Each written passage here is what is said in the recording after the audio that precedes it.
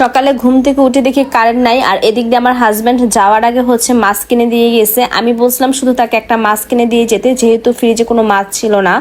সে কিন্তু মাছের সাথে সাথে একটা মুরগিও কিনে ফেলছে, আর উনি মুরগি লাভার। আসসালামু আলাইকুম, সবাই কেমন আছেন? চলেন আজকের ব্লগটা সকাল থেকে শুরু করি।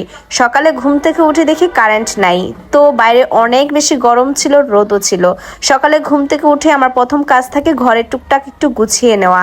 তখন কিন্তু বাচ্চা একটু ঘুমিয়ে থাকে, সেই সুযোগে আমি একটু কাজ করে নিতে পারি।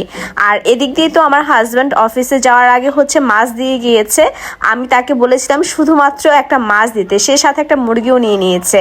আসলে উনি মুরগি লাভার, তো উনি যখন মাছ কিনে সাথে মুরগিও একটা কিনে ফেলে। মাংস অলরেডি ফ্রিজে আছে, তারপরও সে একটা মুরগি নিয়ে নিয়েছে।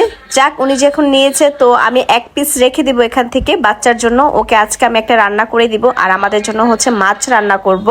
আর বাকিটা আমি উঠিয়ে রাখবো, পরবর্তী সময় যখন আমি রান্না করব তখন নামিয়ে কেটে রান্না করে নিব। বাজার থেকে মাছ মুরগি এগুলো আনার পর আমি প্রথমে পানি দিয়ে এগুলো ধুয়ে নেই, যে রক্তগুলো থাকে এগুলো পরিষ্কার করে দেন প্যাকেট করে আমি ফ্রিজে রাখি। অনেকেই মুরগির হাত পা কলিজা গিলা খুব পছন্দ করে খায়। আমি তো মুরগির পা অনেক বেশি পছন্দ করি, তবে রান্না করতে পারি না, এগুলো আমার আলাদা করে উঠিয়ে রাখতে হয়।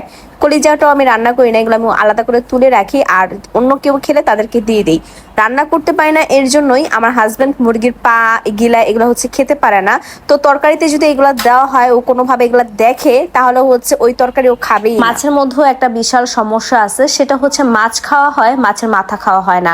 রুই মাছ, চিতল মাছ বা বোয়াল মাছ, যে কোনো মাছেরই মাছ খাওয়া হয়, মাছের মাথাটা খাওয়া হয় না। তবে এই মাছের কিন্তু মাছের মাথাটাই অনেক বেশি বড় থাকে, আর মাছের মাথা আমার হাজব্যান্ড খায় না, আমিও খাই না, তাই মাছের মাথাটা খাওয়াও হয় না, রান্নাও করা হয় না। ইলিশ মাছ আর চিংড়ি মাছের মাথা কিন্তু খাই, আমার এই দুটো অনেক বেশি পছন্দ। ইলিশ মাছও পছন্দ, মাথাও পছন্দ, চিংড়ি মাছও খুব বেশি পছন্দ। তাহলে মাছ কিনলে মাছ কিন্তু টাটকা পাওয়া যায়, আর এই মাছটা অনেক বেশি টাটকা তাজা ছিল, মানে দেখতে অনেক বেশি ফ্রেশ লাগতেছিল। মুরগি সুন্দর করে ধুয়ে পরিষ্কার করে আমি প্যাকেট করে ফ্রিজে রেখে দিলাম। আর এখন পর্যন্ত কিন্তু সকালের নাস্তা খাওয়া হয়নি। আর সকালে যেহেতু মাছ মাংস দিয়ে গেছে, আগে এটা পরিষ্কার করে তুলে রেখে তারপর নাস্তা খাবো।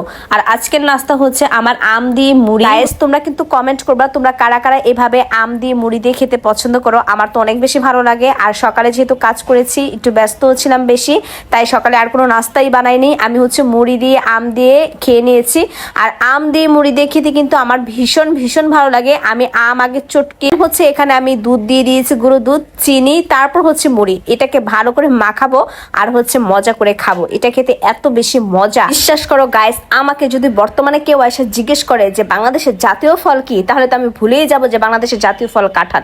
আমার মুখ দিয়ে বের হবে শুধু আম আম আম। বাংলাদেশের জাতীয় ফল আমার কাছে আম, কারণ আম আমার এত বেশি ভালো লাগে যে জাতীয় ফল কাঁঠাল না হয়ে আম হলেই ভালো। স্টাইল করার জন্য চামচ দিয়ে নিয়েছি, তবে আমি কিন্তু এটা হাত দিয়ে খাবো, চামচ দিয়ে না। জাস্ট ভিডিও করার জন্য চামচ দিয়েছি গাইস। তার জন্য একটু পাস্তা বানিয়ে নিয়েছি, কারণ ও পাস্তা খেতে একটু বেশি পছন্দ করে। আর এটা শুধু পাস্তা ডিম দিয়ে বানিয়েছে, আর কোনো কিছুই দেয়নি, কারণ বেশি কিছু দিলে ও খেতে চায় না। ওর জন্য একদম নর্মাল ভাবে বানিয়েছি। যাবত গ্যাসে অনেক বেশি সমস্যা দিচ্ছে, একদমই গ্যাস থাকে না, তাই আমি একটু বেশি পরিমাণে বানিয়েছি। আমি পরবর্তীতে আবার ওকে ওভেনে গরম করে দিতে পারবো, একবারে বানিয়ে নিয়েছি এর জন্য। তোমরা একটু কমেন্টে জানাবা তোমাদের কাদের বাসায় বাসায় গ্যাস আছে, লাইনের গ্যাস। আমাদের বাসায় লাইনের গ্যাস তো গ্যাস থাকেই না। এই লাইনের গ্যাস থাকার চেয়ে না থাকাই মনে হয় বেশি ভালো। মানে গ্যাস থাকে না, শুধু শুধু গ্যাসের লাইন রেখে আর কি হবে। যাই হোক, আজকের ভিডিওটা এই পর্যন্তই। তোমরা সবাই ভালো থাকবে, দেখা হবে পরবর্তী ভিডিওতে। আমার ভিডিওটা কেমন হয়েছে অবশ্যই কমেন্টে জানাবা, আর আমার পেজে নতুন হয়ে থাকলে একটা ফলো দিয়ে দিবা। Bye bye.